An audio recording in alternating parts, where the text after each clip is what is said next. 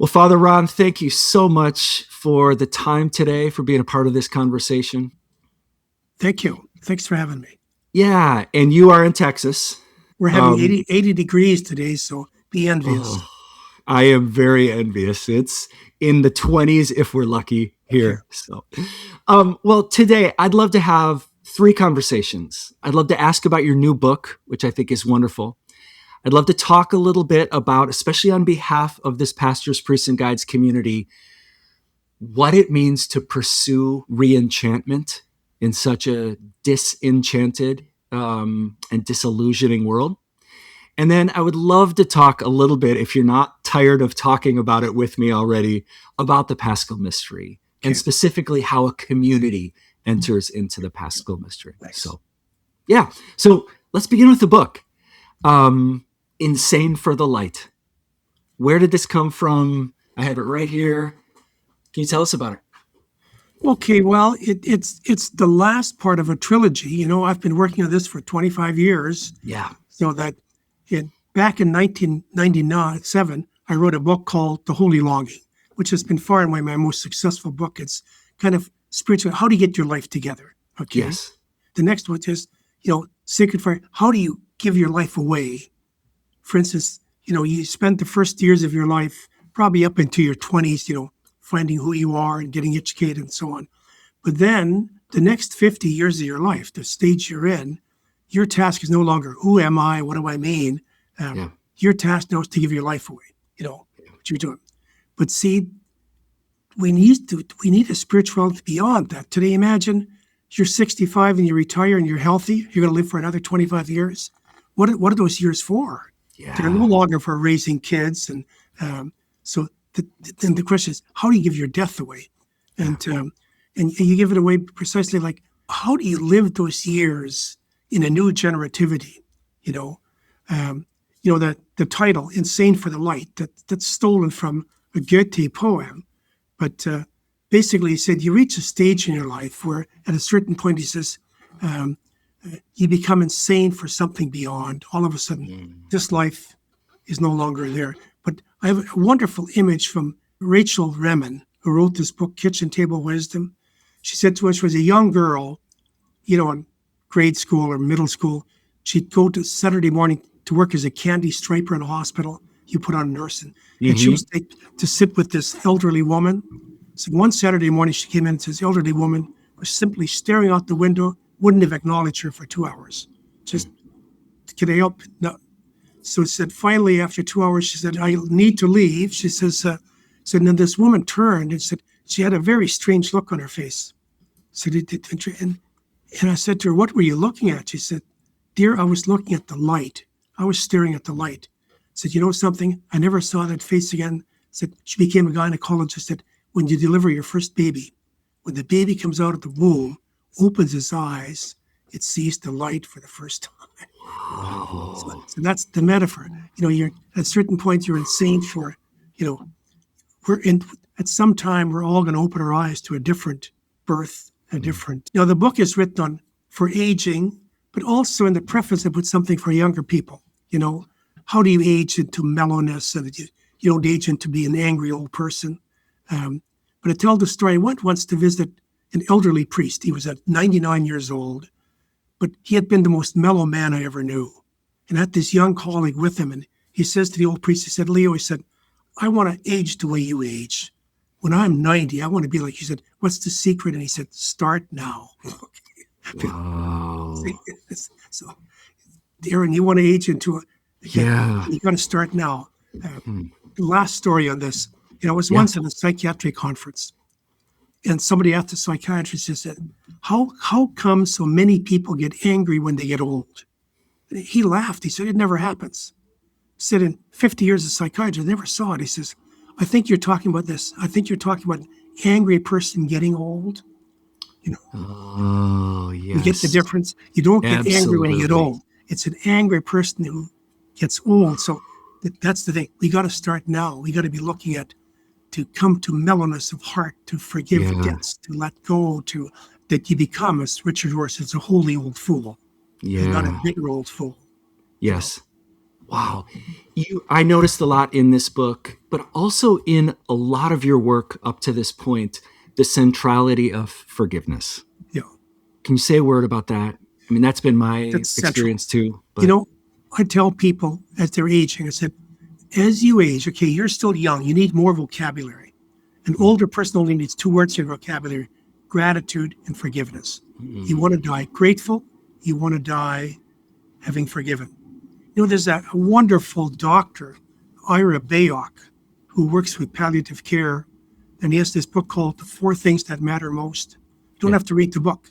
It's all in the first line. He said, when I work with people like dying, he said, with the family and the person, he said, I get them to say four things to each other: forgive me, I forgive you, thank you, I love you. He said, that's the way you got to exit the planet. You know, I forgive you, forgive me, thank you, I love you. And he said, because otherwise we're not ready to die. Yeah. And I think to your point, those aren't four things that we should wait to start saying Yeah, until we're in the hospital, like yeah. to Till begin you're in practicing hospice, now. yes. Yeah. And that was some of my experience. I'm reading this with my dad. My dad is actually fighting cancer right now, and he's doing okay, but his mortality has really come into view. But also what you were saying, like I'm like looking ahead and thinking, what kind of old man do I want to be? Yeah, What do I want my kids to say about me? Who do I actually want to become? So there's been a couple of very tender moments in this book, yeah, even for me. Yeah. yeah. Yeah. Start Thank you. now. Start now. Yeah. Can I ask, was it hard to write because of the topic, or was it real joyful? Is this a labor of love, or was this an easy one that just Well, it's a labor of love, but it's the product of 25 years. And I'm 78 sure. years old, so I'm not a child. So, and I'm also a four-time cancer survivor undergoing cancer treatment. So I'm not, Yeah. I'm not a 25-year-old athlete. Yeah. Um, see, so it's kind of, it's a couple of years ago, I had a real bad cancer scare, and I said, I want to write this book before I die. Yeah. Uh, that's so. Wow. Can I quote you back to you? Yes, Some of the happiest people on earth are 78 years old, yep. and some of the most unhappy people on earth are 78. So you And the understand difference is, mystery. Yeah, yep. Yeah. got to Wow. receive the spirit. Yeah. Yeah. Um, in fact, can we jump into that? That was going to be our third topic. Yeah. But for those who are listening, Father Ron mentioned that he wrote the book The Holy Longing. Was that 25 years ago? Yeah. 25 years ago. Oh my gosh. I discovered that when I was in one of my first kind of deconstruction. Oh no, this thing I was handed doesn't work anymore. And it was, life changing is such a cliche until it's an accurate phrase. It was a really life changing experience. And the particular chapter was this chapter on the Paschal Mystery. And I know a couple of years ago, you and I did a whole podcast Yeah. just on the Paschal Mystery. And then you came to our retreat in Houston and taught about it. It was so meaningful. But before I ask you a follow up on that, for those who maybe aren't familiar with your framework, could you just name the mystery? Yes. First I'll name it just in caption, then we can talk a little bit about Jesus. Okay. But basically, when you look at the Paschal Mystery, which I always say is the most understood mystery, we don't miss it. Yeah. We just don't get it Yeah. because Yeah. we cut it off like Jesus died, he rose from the dead, and that's it. No, Yeah. we're not included. See, then you notice in Scripture you have the 40 days, and that's a time of not unadulterated joy. He appears, he disappears, they got to get used to something new. It's a time of really letting go and grieving. Yeah. And then when they finally let go and Jesus ascends, then when they finally let the Jesus they had known fleshly go, then only then can they receive his spirit. Mm-hmm. Because otherwise you're blocking spirit.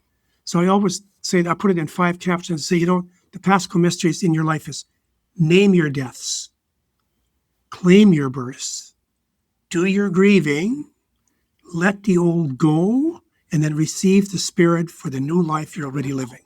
So you quoted me back to it. So I'm 78 years old, let your youth go. Yeah. It's that. But Yeah. claim your life. I'm 78. I'm alive and happy, but you have to grieve the fact I don't have the health, the youth I once had, and if I let that go, I let it descend, then I can receive the spirit of a 70-year-old, 80-year-old, to be the happy or unhappy. But the ascension is the key mystery. And there's two images biblically. One of them is in the Synoptic Gospels, Jesus literally ascends, like a spaceship at Cape Canaveral. Little slow. When in John's Gospel, he has a different, and that's when he tells Mary Magdalene, don't cling to me. So he said, if you're clinging to what you used to have, you can't receive the new me. If I'm clinging to my youth and I don't let my youth ascend, I can't be a happy 70-year-old man. Wow. It's been so meaningful because, like you said, I was given the 2 steps, death and you're supposed then died, rise, just celebrate. Yeah, right. What? But entering into those, what am I still clinging to? That's already done. Man, that is such a tender question. Name your deaths, claim your births, do your grieving, and let it ascend. Let the old go. You'll receive a new spirit. Yeah. You said in our last conversation, one of the most anti-Paschal Mystery statements is "if only." Yeah. I got that from a man. He wanted to be a professional athlete. He was, but he didn't quite make the national hockey. He said, I spend, 26 years saying, if only, if only. And so I realized, I'm missing my whole life. He said, suddenly I realized, I'm a happily married man. I have a good job. I'm comfortable. And I'm clinging to this stupid daydream, if only, if only. Yes. If only I were young again. If only I didn't have cancer. If only, That's right. That's right. And so this invitation to, bless the past, grieve, weep over what wasn't, but then let it go. Yeah. So this Lent, I'm a part of an Episcopal church in Chelsea called St. Peter's. And our priest, Christine Lee, is wonderful. And she's leading us into your framework of the Paschal Mystery for Lent. And as we've been planning, one of the questions that's emerged is, I get this for a personal experience. How does this look? Can a community go through the Paschal Mystery? What is the communal engagement? So I was so curious to hear your thoughts on that.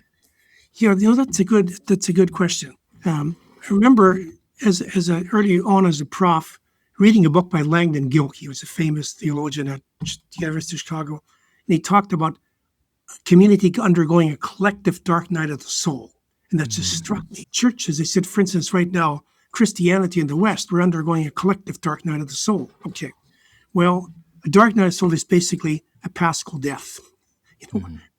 So, for instance, institutions, churches, they have a lifespan, and then there's certain deaths, and they got to be recognized, they got to be grieved, and then you have to let the old go. For instance, I use my own denomination as an example. I grew up in the 50s as a Roman Catholic in the pre-Vatican II church, which was a powerful church. We're the only people who are going to go to heaven and all this stuff. There were mortal sins all over and so on. And then along came Vatican II in the 60s. It all died. The church is gone, Now, some people are still trying to cling and resurrect it and so on. And let's go back to the Latin Mass and so on, But the church has moved on. That was a good expression of the body of Christ, but it's over. It's over. Yeah. It did. But the church isn't dead, But, we have to,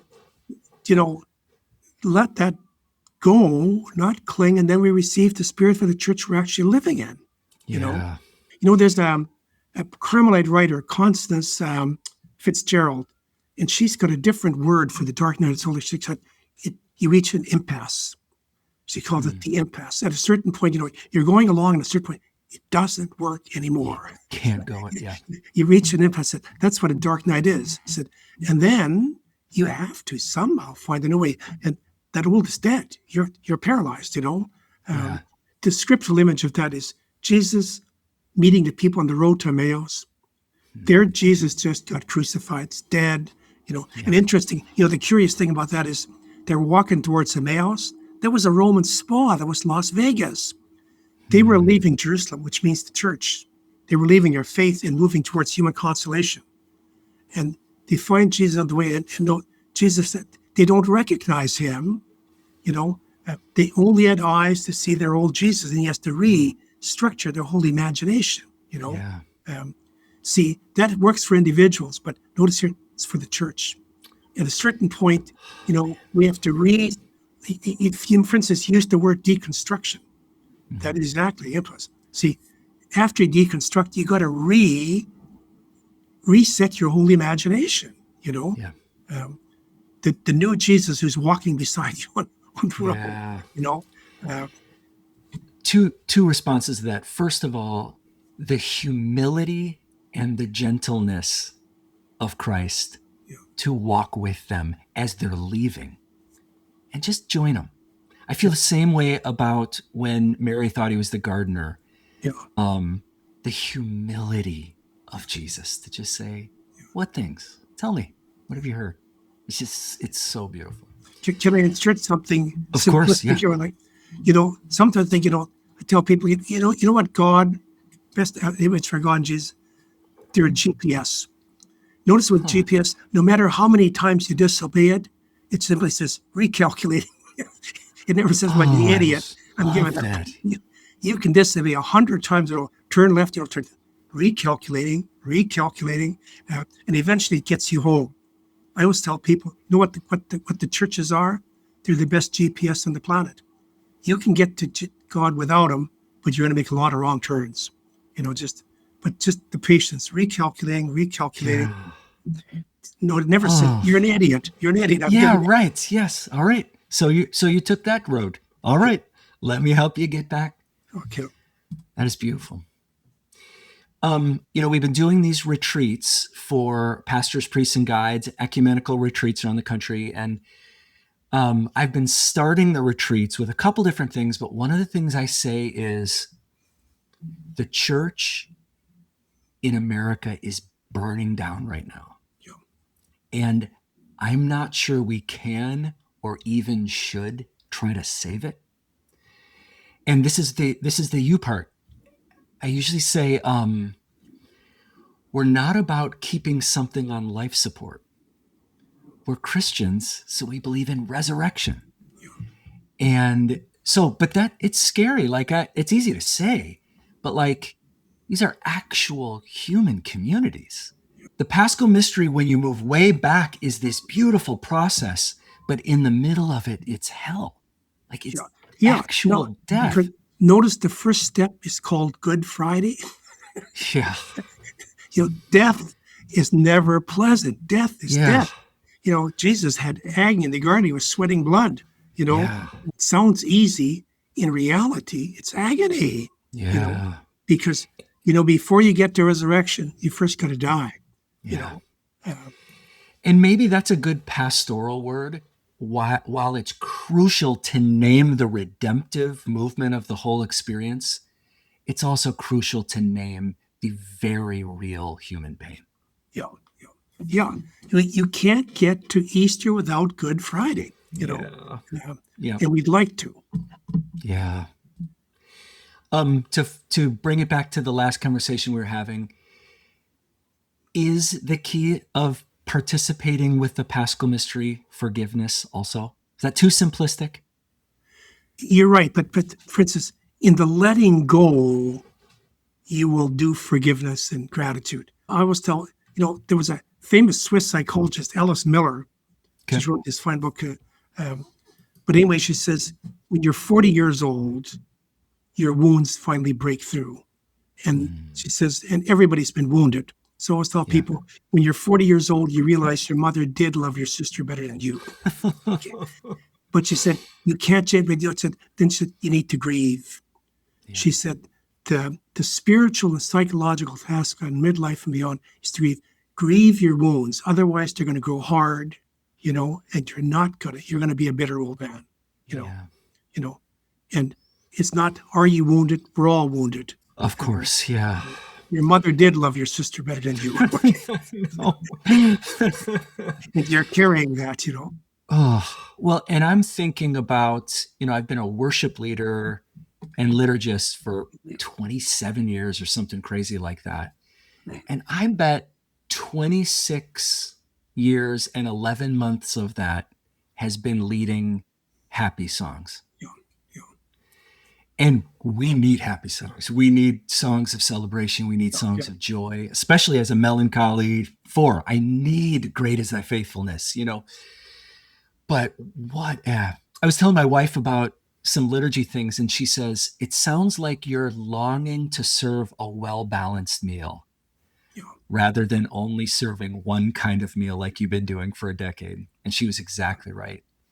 Yeah. And so, I mean, for those listening who are helping put together these worship gatherings, these practices, maybe this is a good moment to just appeal for a well-balanced meal, of course, celebration, but can we have some time to weep together also? Both. So for instance, a pastor tell you this: give your congregation permission to be sad, to grieve, but also today give them permission to be happy. Yeah, that's right. See, and I think churches fail both ways. Sometimes if it's only every Sunday, you say, "Come on, we're happy, we're agreeing." That's not balanced. Yeah. And vice versa. If it's only somber and how the world is a terrible place and all this and so on. Remember, Jesus scandalized people by his capacity to enjoy his life and by his capacity to give it away. He shocked people both ways. Balance. Good word. Keep that word there. Yeah. And for me, it's not about making sure we're happy, making sure we're sad. It's about consenting to reality. Yep. Perfect. So as we move to the third part of this conversation, in 2026, our pastors, priests, and guides community is trying to learn practices that help us move into re-enchantment. The disillusionment is thick. The disillusioned world is so thick. And I think what we always say is we're not trying to go back. This isn't the good old religious days, let's get back to there. This is only forward. This is bringing it through. And I've heard you write about this, talking about a second naivete, which is so beautiful, talking about simplicity, complexity, and then a new kind of simplicity again, these kinds of movements. But if I'm honest, I feel like I can write an article about it, but I don't entirely know how to do it, both personally and then as this community is going to be gathering this year. So I was so excited to talk to you about this. Where would you start? Well, first of all, the little diagnostics. What's the illness? I think one of the illnesses, just an over-sophistication, which in itself isn't bad, except you don't stay there, You want to just sophisticate. That's a passage you go through, like Paul Ricoeur calls it second naivete. I call it post-sophistication. We got to bring ourselves to a post-sophistication. Michael Mead, the anthropologist, has a great little story. He says, imagine you have a 3-year-old kid. He said, Daddy, where does the sun go at night? He said, what are 3 years? Don't bring out an atlas and a globe and try to sew it. He said, no, it takes us sleep. It's tired and you're tired. Now when they're 7 or 8 years old, it doesn't work anymore. Then you pull out the atlas and the globe, And then when they're 20 years old, they got to learn about Einstein and the Big Bang Theory, and it goes astrophysics. And when you're 70, you say, where does the sun go at night? It takes us sleep behind the barn. It's tired, But see, you need to sophisticate to come to post-sophistication, But, into sophistication, our problem of choice is we lose enchantment.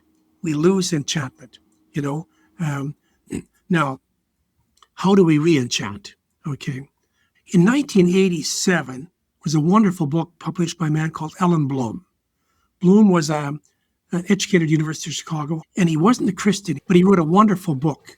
And he starts the book this way. excuse me, he said, when I was a young student, he said, I won a scholarship to Cornell, Ivy League. He said, and I walked into my first class, and the professor said, well, you come here from your small towns, your parochial background, said, I'm going to bathe you in truth. And he said, I'm going to set you free. And Bloom said, that sounded like a little boy when I was 7 years old, said, there's no Santa or Easter Bunny. It's when I got my mark from this professor, I said, Professor, you know what I'm going to do? I'm going to forever teach the opposite you do. He said, so when I go into a class and I tell these undergrads, I said, look, you're sophisticated. You've been everywhere. You've done everything. He said, I'm going to try to teach you how to believe in Santa and the Easter Bunny again. He said, maybe you'll have a chance to be happy. Basically, your souls have become disenchanted, now how do we re-enchant? Just one practical thing in there. For instance, most people, they divide their life into, say, work and play. So work, play. He said, no, it's far too simple. He says, you need 4 categories. You need work, play, and then maintenance. For instance, when you work out at the gym, that's not play, that's not work. You're maintaining your body, But then they have a 4th category they call freesense. And freesense is simply you do things for your soul. It might be gardening, it might be this, it might be bird watching, it might be, notice they're not play, they're not work, they're not maintenance. It's soul work. You need to do things to feed your soul. Maybe it's edit the other jigsaw puzzles. Maybe it's whatever, a stamp collection or bird watching, or for some people it's gardening and I want to go with a special kind of flower or whatever, where you might write poetry. You're never going to get it published, but it does something for your soul. And they call that free sense. So I like that. Yeah. I notice you have a musical instrument. You play it, not that you're going to make a record. It can't be for the next service. Yep. It's just got to be. Yeah. That resonates so deeply. And what it makes me wonder is free sense. Is that what we're losing to all the scrolling? Yeah. But for instance, watching a baby is soul building, watching a child grow up and so on. That soul, it feeds the soul. You mentioned where does the sun go? And I guess all my stories are what happened during deconstruction, but I was having a very disillusioned season and I found G.K. Chesterton's Orthodoxy. Yeah. And it got to that section where he said, do it again. Maybe God says every day, do it again to the sun, do it again to the flowers.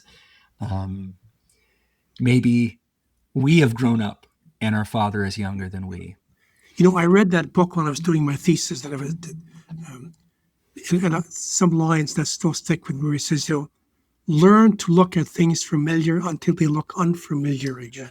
Isn't that a great line? Learn to look at things familiar until they look unfamiliar again.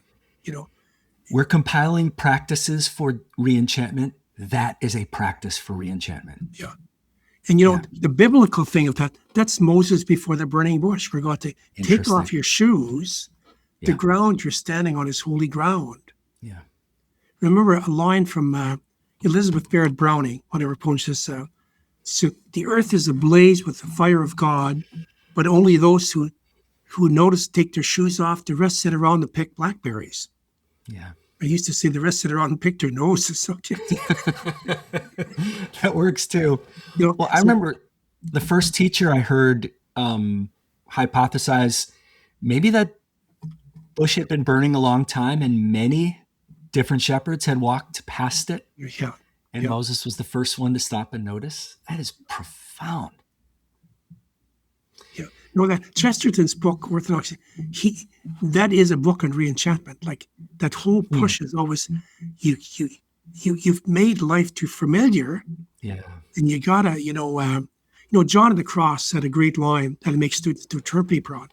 He says, as you get older, he said, learn to understand more by not understanding than by understanding. So if I say to you, Aaron, I understand you. I know your Enneagram number, your Myers-Briggs number, and your family. You don't feel understood. Yeah, no. If someone says to you, I've known you for 40 years, you're a mystery, then you're understood. It's not so much for the young. You're still trying to understand. But he said, you reach a certain age, midlife and beyond, it try to understand, or by not understanding, just let it be. Let it be. Let your Yeah. dad be who he is. You don't have to figure him out, Yeah. Let your wife Yeah. be who she is. You don't have Yeah. to figure her out, Yeah. You don't need her Enneagram number. You don't need her Myers-Briggs number. Yeah. I think sometimes our mistake with God is we have God's Myers-Briggs number. We Got think it we all understand. worked out. Yeah. Wow. In terms of the three movements, I was on a little retreat just personally, and I was just wrestling with some things, and I wrote magic, muck, mystery, the three movements. And for me, it came out like, does God answer prayers? How does God answer prayers? I was kind of wrestling with some of that. And under those three, I wrote, in magic, God will fix everything. We're going to be fine. Muck is God's not going to fix it. We're screwed. Yeah. And then mystery is God's not going to fix it. All shall be well. Yeah.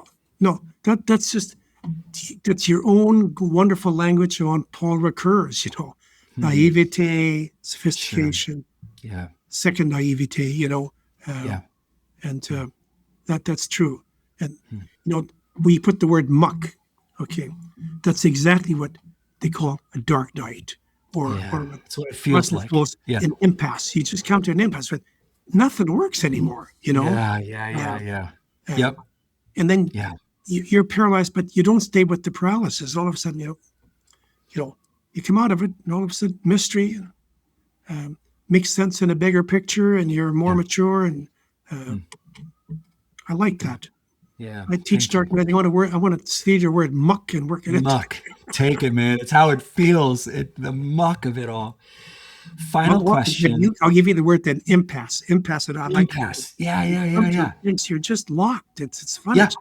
There's no way forward. But to your language for the Paschal Mystery, you're at an impasse. You can't move forward, but your legs still work. Yeah, yeah.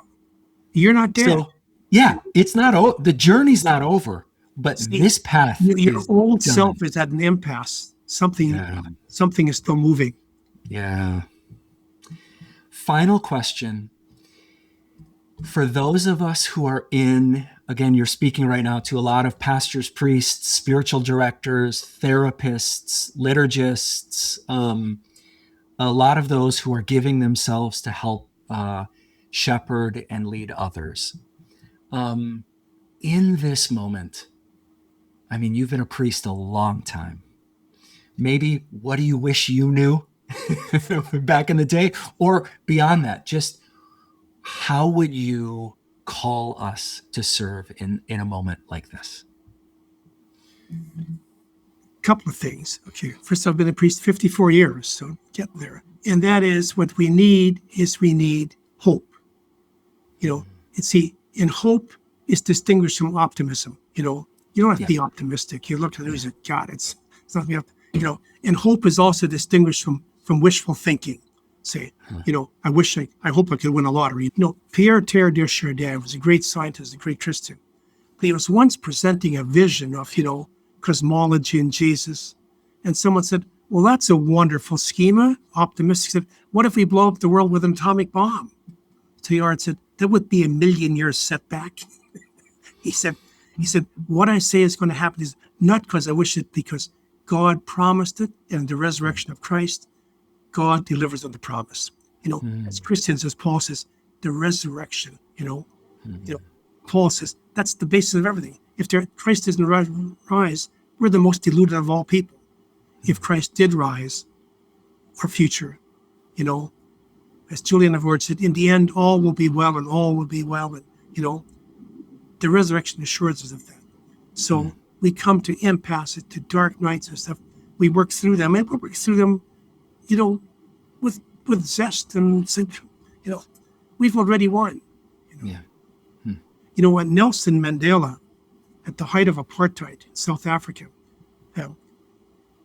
the military would try to intimidate him. So he'd be preaching in their Episcopalian Anglican cathedral. And as he started telling me, the soldier would come down both aisles with machine guns. He'd smile and say, "I'm glad you came to church. I'm sure your mothers are happy." But he said, "I'm glad you came to join the winning side. We've already won." He wasn't talking about apartheid, but the resurrection. We have already won. You can shoot me. You can do anything. We have already won. See, that's faith that really leans on hope. Yeah. And to just join with that, I have a friend who's been working in Israel and Palestine for almost 20 years now. And if you ask him if he's optimistic, he says, absolutely not. Yeah. And he says, but hope is what we do. Yeah. And that has really rang true. Hope is what we do. I'm not an optimist. Yeah. You hope, like for instance, what's going to happen in our country? I don't know. But at the deepest matter of reality, we're okay. We're okay. Yeah. Hans Urs von Balthasar said, imagine as a Christian, Aaron, you're acting in a 5-act play, and the happy ending. In Acts 2 and 3, you can endure some suffering. Yeah. See, we already know the ending. Yeah. See, and so that you can endure a lot of stuff. Yep. And that's important. Yeah. So we need to be pastors and leaders of hope. Yeah.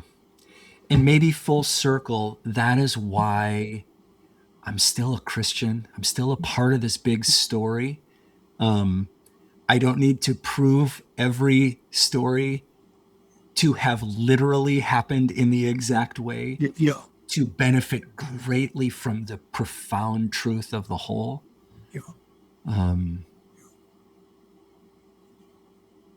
Like Teilhard, he said, we could have a 1,000,000-year setback. He said, but it's going to happen. It's going to happen. Father Ron, thank you so much for your time. Aaron, thank you for your ministry. Yeah. Know that it's much appreciated. And any way I can help you, let me know. And I appreciate your ministry. Yeah. Thank you. Keep on keeping on in hope. In hope. Yes. Oh, amen. Thank you. Thanks, Aaron.